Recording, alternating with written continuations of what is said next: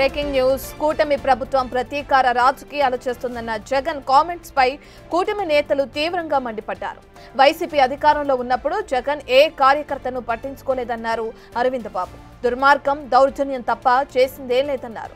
ప్రజలు వైసీపీని నమ్మే పరిస్థితి లేదని 2029లో కూడా ఓడిస్తారని అన్నారు.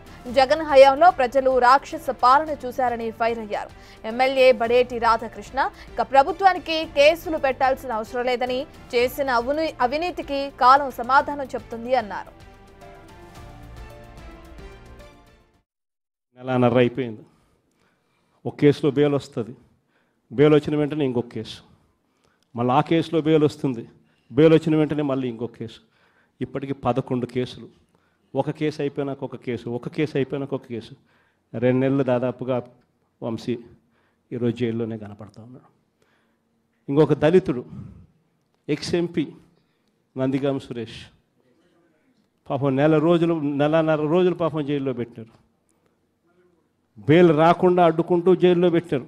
మీరు ఏదైతే ఇచ్చారో అది 2 ఇంతలు వెనక్కి తిరిగి మిమ్మల్ని తన్నే పరిస్థితిలోకి ఈ వ్యవస్థ తయారవుతుంది.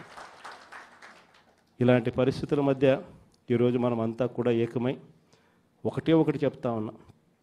రాబోయే రోజుల్లో గట్టిగా పోరాటం చేద్దాం. సంవత్సరం అయిపోయింది కన్ను మూసుకొని కన్ను తెరిచేసరికి. ఇక కన్ను మూసుకొని కన్ను తెరిచేసరికి మరో 3 సంవత్సరాలు కూడా అయిపోతే దాని తర్వాత మాత్రం వచ్చేది మన ప్రభుత్వమే. మంచి రోజులు ఖచ్చితంగా మనకే వస్తాయి. జగన్మోహన్ రెడ్డి దెయ్యాలు వేదాలు వలిచినట్టు ఉమ్మడి కూటమి అక్రమంగా కేసులు పెడతారని చెప్పి వాళ్ళ స్టేట్మెంట్ ఇవ్వడం జరిగింది. జగన్మోహన్ రెడ్డి గారు మీరు ఒకసారి వెనక్కి తిరిగి చూసుకోండి.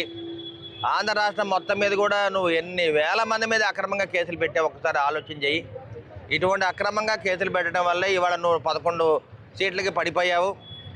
ఇంకా నీ తీరు మారలేదు, ఇంకా సిగ్గు తెచ్చుకోలేదు. కాబట్టి ప్రజలు మళ్ళీ మీ ఇంకోసారి సరైన బుద్ధి చెప్తారని చెప్పి మీడియా ముఖం తెలియజేస్తున్నాము.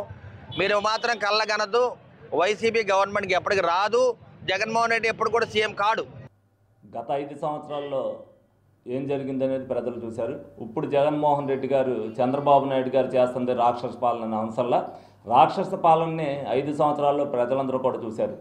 ఇవాళ కేసుల మీద కేసులు పెట్టవలసిన అవసరం చంద్రబాబు నాయుడు గారికి లేదు. అలా పెట్టాలనుకుంటే వచ్చిన 2 నెలల్లోనే పెట్టేవారు.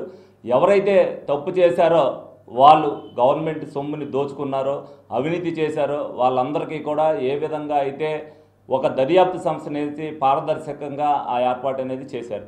వాళ్ళు కావాలనుకుంటేనే అనేక కోర్టులు ఉన్నాయి, న్యాయం తరపున వాళ్ళు పోరాటం చేసుకుంటున్నారు. అయినప్పటికీ కూడా వాళ్ళకి బెయిల్ రాని విషయాలు అందరూ కూడా చూస్తూనే ఉన్నారు.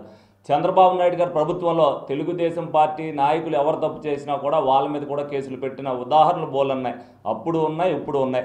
గత 17 సంవత్సరాల్లో ముఖ్యమంత్రిగా చేసినప్పుడు, 14 సంవత్సరాలు ముఖ్యమంత్రిగా చేసినప్పుడు చంద్రబాబు నాయుడు గారు ఏ అవినీతి చేశారు మీరందరూ చెప్పచ్చు. ఏ నాయకుడైనా తప్పు చేస్తే ఏ విధంగా శిక్షించాడని ప్రతి ఒక్కరు